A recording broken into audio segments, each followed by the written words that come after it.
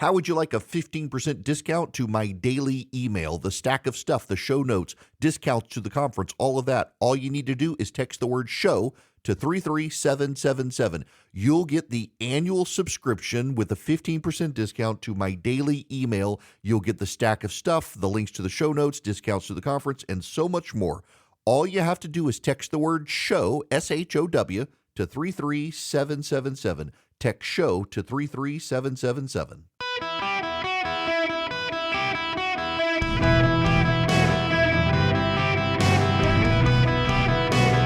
Welcome to the Eric Erickson Show podcast, Hour 3.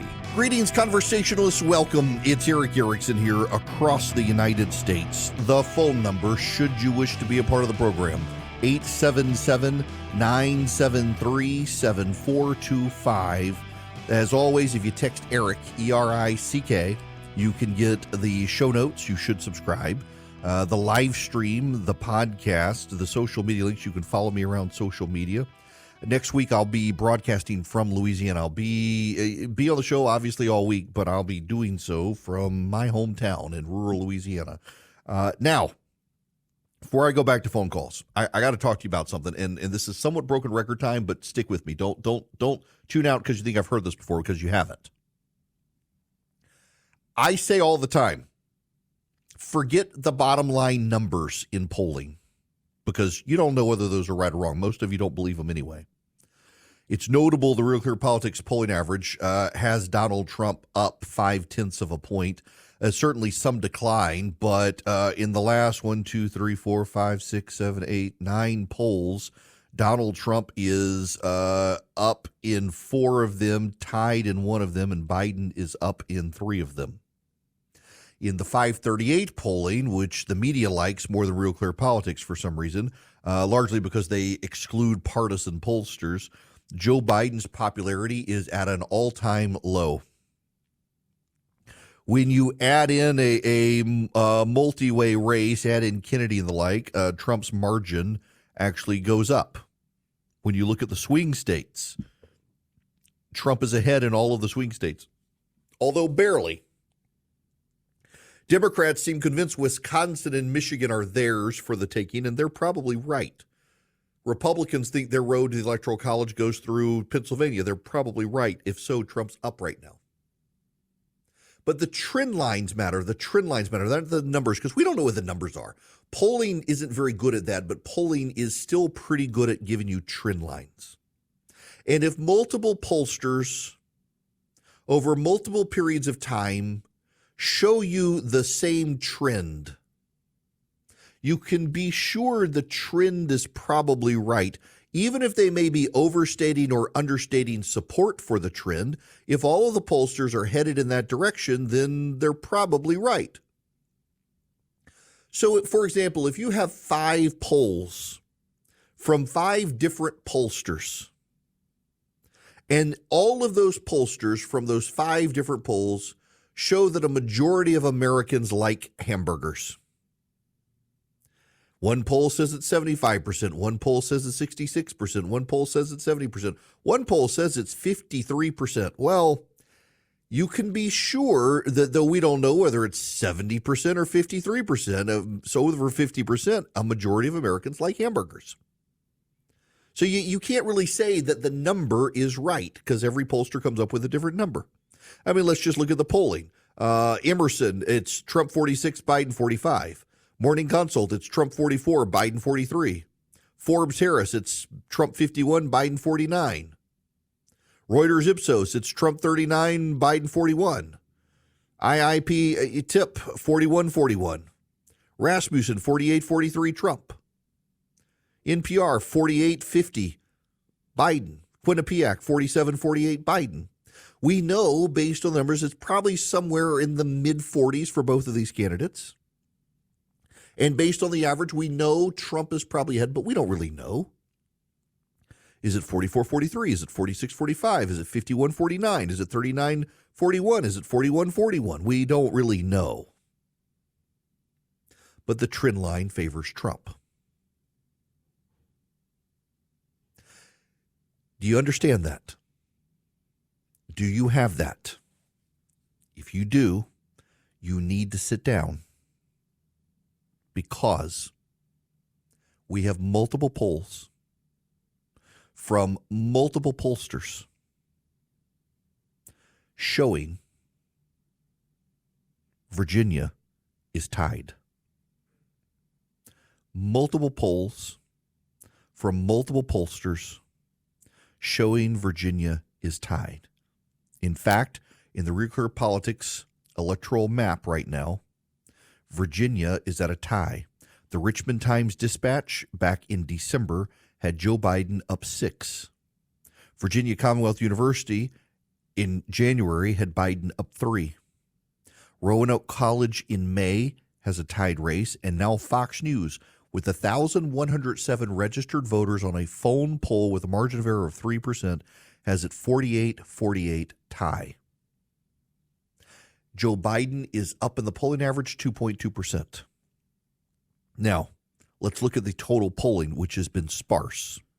The total polling, which has been sparse, going back to February of last year, has had Biden ahead in every race until now. In fact, in February, Roanoke College had Biden up 4, but now they've got Biden up 3. They've switched from all voters to likely voters. And what we found in Virginia is that the likely voter and the registered voter model goes more towards Trump than the all Americans or all voter model. Here's the God's honest truth. Hillary Clinton won Virginia by 5.4 points. Joe Biden won Virginia by 9.4 points. I do not believe Donald Trump is going to win Virginia. I simply don't believe Donald Trump is going to win Virginia. Northern Virginia and the Tidewater area combined. Tidewater area leans slightly Republican but has an animus towards Donald Trump. When you add in Richmond, the Tidewater, when you add in Northern Virginia in and of itself, it weights towards the Democrats. The Democrats are going to win Virginia more likely than not. But you can't avoid the trends. You cannot avoid the trends. When you have multiple pollsters releasing polls, particularly the Fox News poll, there's something you need to know about the Fox News poll. The Fox News poll has a bias against the Republicans. The Fox News poll has been more favorable to Joe Biden than pretty much any national media pollster. It's such a favorable poll for the Democrats. Republicans have been trying to debunk the Fox News poll for 3 years. And the Fox News poll, with a model that favors the Democrats, has a tied race, 48-48. Again, I don't think it's 48-48, and I don't think the Democrats are going to lose. But the fact that it is that close in Virginia should be a warning sign for everyone. Right now, in the Real Clear Politics polling average, here are the open states, the toss-ups: Arizona, North Carolina, Georgia, Pennsylvania, Michigan, Virginia, Minnesota, Wisconsin, Nevada, and the 2nd Congressional District of Nebraska. Nebraska splits its electoral college votes up by congressional districts. That's going to go Democrat more likely than not, that Nebraska congressional district. But in the actual polling averages, Donald Trump is up 5.3 points in Nevada right now. That takes 6 electoral college votes off the map.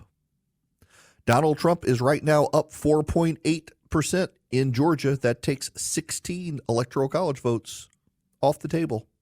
There's no way Joe Biden's going to lose Minnesota. Biden's up 2.3%. He's going to win Minnesota. That takes 10 off for Joe Biden. But then there's Pennsylvania, 19 electoral college votes, and Trump's up 2.3%. If Trump wins Pennsylvania, Nevada, and Georgia, he's going to win North Carolina. That's kind of the game right now. That's kind of it. And this is the thing that people aren't paying attention to, and this is why it's such a big deal. Because these states shouldn't be swing states. Like Nevada should be a reliable Democrat state right now. Nevada should be very reliable. If Arizona, Wisconsin, and Michigan are still up for grabs, but Pennsylvania, Georgia, and Nevada go for Donald Trump, that's 276 electoral votes. You need 270 to win. Donald Trump wins. If, however, Joe Biden is able to hold New England, he gets Pennsylvania, Michigan, and Wisconsin, well, then guess what? That's 270 votes on the nose. He wins. So Donald Trump has to make ground up in one of those states, Wisconsin, Michigan, Pennsylvania. And the Trump team believes that their road goes through Pennsylvania, which has 19 electoral college votes. 3 more than Georgia at 16. They think they're going to win Florida. Obviously, they'll win Texas with 40, but Joe Biden's going to win California with 54. So you got to make inroads there. The problem for the Biden team is that we're now multiple weeks away from the conviction of Donald Trump, and the race is still close. You would think that if the conviction of Donald Trump in New York were such a significant thing that the race would shift decisively to Joe Biden, and it hasn't. And the fact that Fox News has polled Virginia after the conviction, completely after the conviction, every single person polled in Virginia was polled after the conviction, and after knowledge of the conviction had seeped into the national press, and yet it's a tied race in Virginia, that's not a good sign for Joe Biden at all, because it means he's probably going to need to deploy resources in Virginia to turn out the vote. Donald Trump doesn't need to because he doesn't need Virginia. It's kind of a wild ride we're on. A former president of the United States is now a convicted felon. Whether you want to call him that or not, he is actually a convicted felon. It could be overturned on appeal. But the fact that he is a convicted felon, and that doesn't mean jack in the polling, that people don't care about it, really what it comes down to is what I've said all along. People don't like either guy, and people think both guys are crooked. The only difference between Trump and Biden is that people think Joe Biden used the Justice Department to go after Donald Trump. Donald Trump said lock her up about Hillary Clinton, but never bothered to even try. It's a remarkable turn of events. And Democrats were convinced the entire time if they could just get a guilty verdict against Donald Trump, that would be the thing that opened people's eyes. Here's what opened people's eyes. This is Bill Malugin on Fox News. And it is having little to zero impact. If anything, it's gotten busier out here in San Diego sector. Step out and give you a look. This is a large group that just crossed illegally a short time ago. Talk to them, many of them from Egypt, from China, and from Turkey. They are now out here waiting for Border Patrol in the hot sun, but Border Patrol is busy elsewhere. Here's why. Take a look at this video just a couple hours ago on the other side of town here in Nakumba. This was an even bigger group of 200 that crossed illegally all at once. These were single adults from all around the world. Even though this asylum ban is in effect, many of them will tell you they are not here for asylum. I went down the line and I asked some of these guys where they're from. Take a listen. Where are you from? Mauritania. Mauritania. Where are you from? What country? What country? Is that China? China. Where are you guys from? Mexico? Guatemala? Where are you from? China. China. Where are you from? Guatemala. Where are you from? India. India. India. India. I am from Brazil. Brazil. India. India. Unbelievable. That matters more than Donald Trump's conviction. Bill Malugin just tweeted this out. Per Customs Border Patrol source, just under 1,300 illegal immigrants were apprehended by Border Patrol in San Diego yesterday alone. They shot this video there. He shows on the news. One single Border Patrol agent was trying to corral a group of 140. 140. It's remarkable. The executive order has done nothing. Exactly what I told you would happen. Nothing. It's all theater. Jobs matter. There's been a great jobs report, but you know what? There's evidence that the economy may be slowing down. Unemployment has gone up. And the jobs numbers every month have been revised down based on the prior month. So Joe Biden can claim a great number this month, but then you know what might happen? The jobs number might be revised down. But what we do know is that people are warning, economists are warning, that the underlying fundamentals suggest the economy is starting to slow down. That's not good for Joe Biden as we head into a general election campaign after Labor Day. Those fundamentals matter more, and the trend lines in the polling are picking up more and more that people don't care about Donald Trump's conviction. They didn't like him to begin with, but when he was president, they didn't have all these problems, and that's what they remember, and that's what they glom onto, and the fact that the view of his administration continues to go up in people's minds, even as they don't like him, should be the biggest warning sign for the Biden campaign.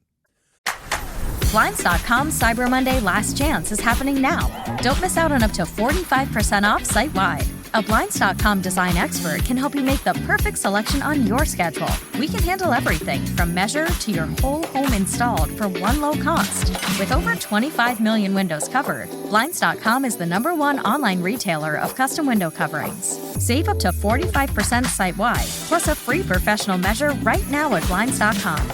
Rules and restrictions may apply.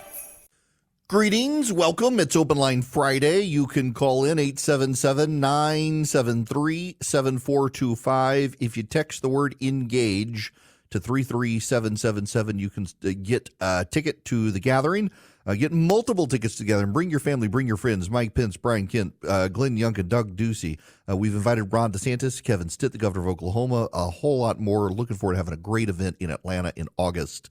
All you got to do is text the word engage to 33777. Now, I want to go to the phones here. Art, you're up next. Welcome to the show. Yeah, Eric, they've been arguing the presidential immunity case in the Supreme Court. And when one of the justices asked the attorney that was arguing for the immunity about this issue, he seemed to stumble and not have a good explanation for why we should have it. We already do have it. Diplomats are exempt from the criminal justice system in this country so that they can carry out their diplomatic duties and represent their countries. Isn't it every bit, if not more important, that the President of the United States would be exempt from the criminal court system during the term that he holds office and for those things that he did while in office? Well, okay. To remove, go ahead. So if we follow the history of where presidential immunity comes from, it's separate from diplomatic immunity. It takes separate tracks. Use the same word, but separate. I understand that. Yeah, I understand that, but I'm using this as they're trying to decide, should we extend something similar to the diplomatic immunity to the president? We, in both instances, have the ability to remove that protection. We can ask that the government of the diplomat remove his immunity, in which case he can be penalized, and then they can also ask that he be removed from the country.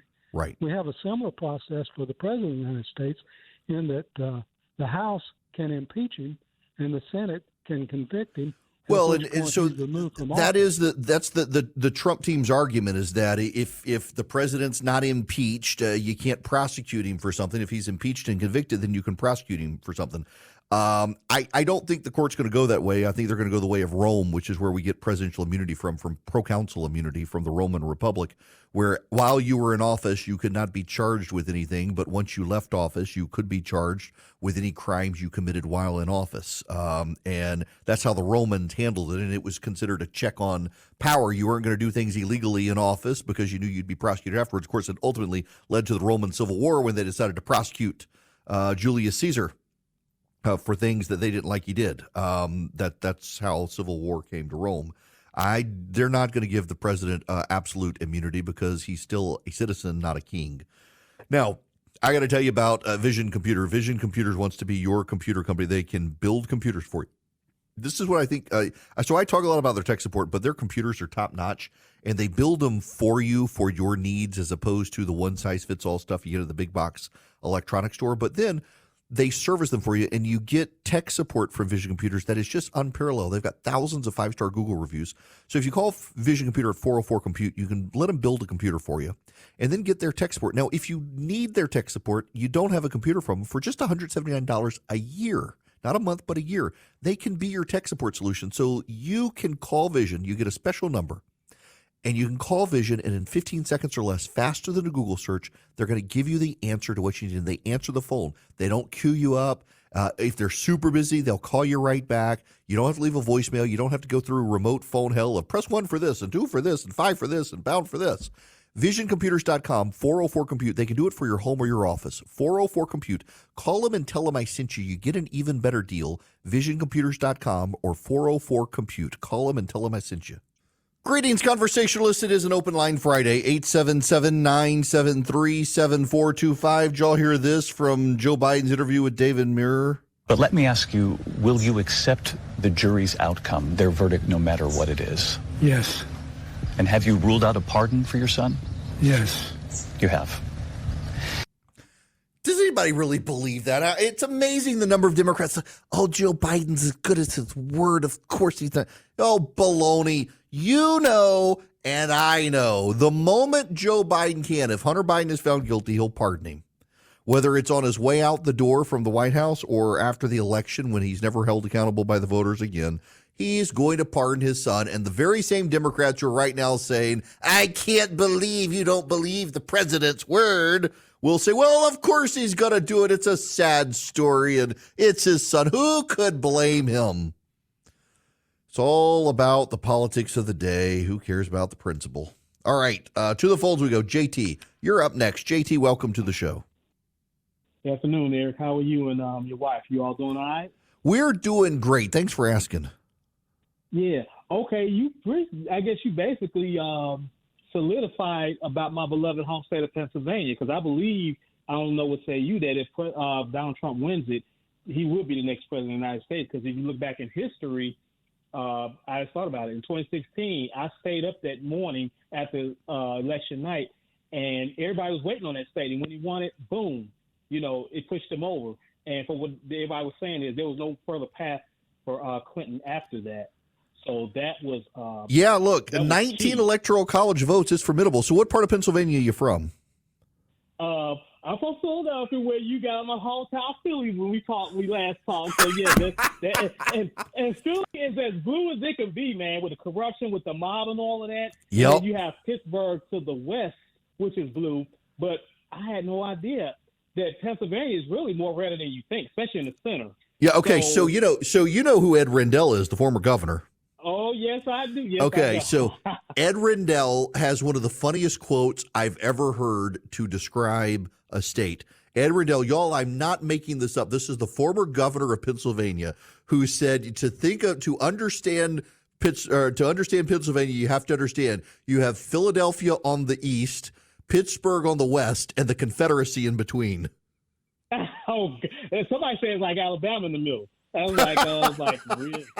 Yeah, it is Pennsylvania. The middle of Pennsylvania is super, super red conservative territory. And a lot of people, like my buddy John King at CNN calls it a fat T, that essentially you got to think of a fat T across Pennsylvania where the downward pole on the T is very fat. It goes almost to Pittsburgh and Philadelphia, and then across the top of Pennsylvania, that's a very conservative part. Erie, working class. Donald Trump won it. Hillary Clinton never campaigned there. He won Erie, Pennsylvania. I got to tell you, look, I love Georgia where I am. Pennsylvania is a beautiful state. I love Pittsburgh. I think it's one of the coolest cities to go to. You go through that tunnel from the airport, and then suddenly there's the city. It's just so cool. Right, and you do have the Amish there in Lancaster County, so it's kind of some of everything. Now, one more thing, Eric, and I think when you played the recent Malugin clip just recently, it just made me think of something. I went to vote last month. I think it was the primary here in Georgia. What was it, 23rd of May, somewhere in there? So there's a section of Atlanta that I live in. I live in Southwest Atlanta, and there's an area of it west of where I'm currently at. Eric, my God, these Africans, Eric, they almost pretty much have taken over this thoroughfare called Campbellton Road, which is parallel to Cascade, west of downtown. And Eric, these African young men, they are what the typical profile that you hear crossing the border: young, military age. And I'm trying to figure out how many of them are legal. Because, I mean, Eric, they're everywhere. It's just like when you turn the lights on and roaches scatter. It's like so many. I saw them all on the corner everywhere. I was like, my God, how did they get here? Look, I got real concerns with the demographics when you got Bill Malugin at Fox. And JT, let me let you go there. I appreciate it. When you got Bill Malugin at Fox, and this is not the first time he's done this, he goes through the lines and asks people where they're coming from, and it's Egypt, it's Mauritania. And by the way, there's a big homeland security issue with Mauritania. It's Algeria, it's Syria, it's India, it's China, and all the Chinese guys are young, middle-aged to young. They've got shaved heads, military age, I guess you could say. I got real concerns. And I know I'm not alone in having those concerns. Even the FBI has these concerns, and the Biden administration hasn't done anything about it. And here, honestly, this is one of my real concerns. We're in such a partisan and disingenuous age now. We have a massive number of people coming across the border who are not from Central and South America. I want to play this for you one more time. This is Bill Malugin. He was at the border at San Diego, and he was just asking all of these young people where they're from. And I want you to know they're all men too. There aren't women. And just listen to this. Laura, that order is in effect today, too, and it is having little to zero impact. If anything, it's gotten busier out here in San Diego sector. Step out and give you a look. This is a large group that just crossed illegally a short time ago. Talk to them, many of them from Egypt, from China, and from Turkey. They are now out here waiting for Border Patrol in the hot sun, but Border Patrol is busy elsewhere. Here's why. Take a look at this video just a couple hours ago on the other side of town here in Nakumba. This was an even bigger group of 200 that crossed illegally all at once. These were single adults from all around the world. Even though this asylum ban is in effect, many of them will tell you they are not here for asylum. I went down the line and I asked some of these guys where they're from. Take a listen. Where are you from? Mauritania. Mauritania. Where are you from? What country? What country? Is that China? China. Where are you guys from? Mexico, Guatemala. Where are you from? China. China. Where are you from? Guatemala. Where are you from? India. India. India. India. I am from Brazil. Brazil. India. India. India, China, Guatemala, Brazil, Turkey, Syria, Mauritania, middle-aged, military-aged men. I'm concerned about that, and I'm concerned about this. If there's a terror attack in this country because of people who come across the border, and the FBI is concerned. Remember, they have found Iranian defense forces in Venezuela. Islamic Revolutionary Guard have been in Venezuela. We've captured people coming across the border who were affiliated with Hezbollah. We've found and detained these people. What about the gotaways, though?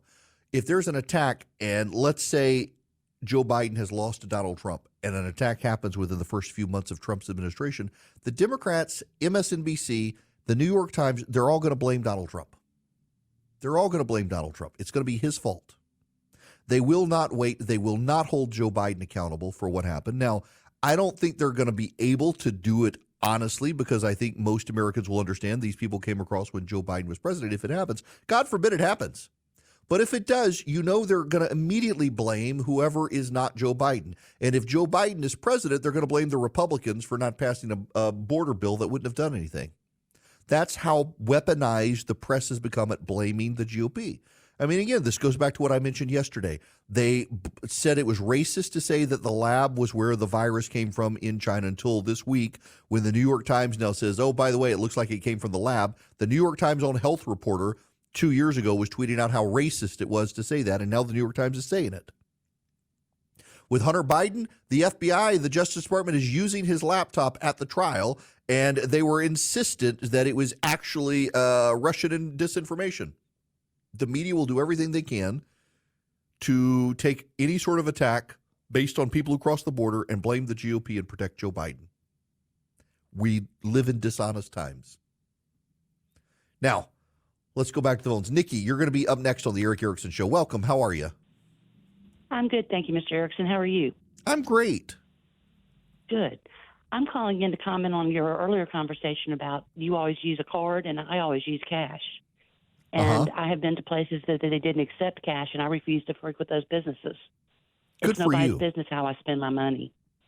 Yeah. And, you know, for those who are just tuning in, what Nikki and I are talking about, the Wall Street Journal has a story on how increasingly people are being penalized for using cash.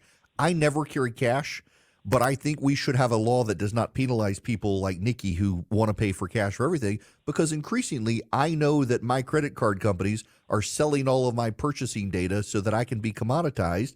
And if you want real privacy in this country, paying for cash is something. And frankly, I think as a lot of Western countries, not just China, but Western countries in Europe, move towards something like a social credit score, we need to pass laws now that prohibit you from being prohibited from using cash, because the time is going to come where the government and private business are frankly trying to force you into using plastic and deny you to use cash as a way to control your spending. So I look, I don't use cash. I find it inconvenient for the way I live, but good for you for doing it and for holding up and refusing to shop at places that don't. It's like, somebody told me that TP, where the Braves play, that it is cashless. I don't carry cash. I wouldn't pull out cash, but yeah, now that I think about it, yeah, I do recall that it is cashless. And I understand during COVID, people didn't want to touch each other's money and stuff like that, but it's legal tender. You should be allowed to do it. Well, and I'm a former banker, and I know that they tell you they don't look at what you're doing. They do. Oh, absolutely. I'm not trying to sound like a conspiracy theorist, but they do. Oh, I'm positive they do. I mean, look, you've got like John Eastman, one of President Trump's lawyers, his bank accounts have been closed down because of who he is and what he did, and he's been debanked. I mean, this isn't an ad for Old Glory, but it's one of the reasons I like them is because they don't do that, run by conservatives because of that. And this is a real concern, I think. Nikki, thanks for the phone call. Y'all, I really do support, and I hope that state governments, that the federal government won't do it, that state governments will pass laws that prohibit cashless, prohibit people from being able to ban cash. And you can make some exceptions, I suppose, but by and large, at a retail location, you should have to take cash. It's legal tender in the United States. And this is not conspiracy. This is all about privacy to me. This isn't mark of the beast. This is how they're going to control you sort of stuff. This is increasingly you and I are commoditized. All of our information is sold.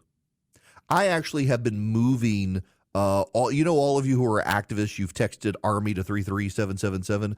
I've been moving to a new portal. It's much more efficient. It's going to do more, but also save me some money.